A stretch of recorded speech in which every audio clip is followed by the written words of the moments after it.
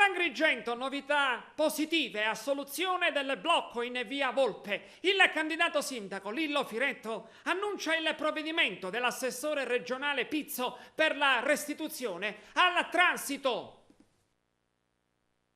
Esattamente 8 giorni fa, su invito nostro, l'assessore regionale Pizzo alle infrastrutture si è presentato in via Volpe, è stato fatto un sopralluogo sulla vicenda. Finalmente siamo riusciti 8 giorni fa a disincagliare una questione che sembrava lasciata nel limbo e di cui ci siamo occupati grazie a un giro nel quartiere fatto e avendo ascoltato gli operatori commerciali che vivevano una situazione di gravissimo disagio per le loro attività commerciali.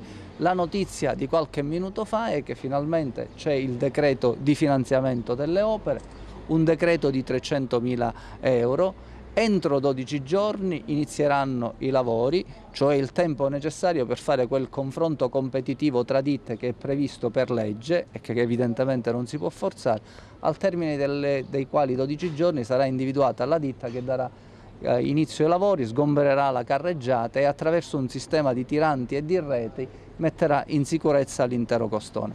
Credo che era una delle opere grandemente attesa da una parte significativa della città e credo che con questo finalmente si dà una parola di certezza ai tanti operatori commerciali e abitanti delle vie Volpe, via Dante, via Manzoni, via 25 Aprile che su questa vicenda hanno particolarmente sofferto.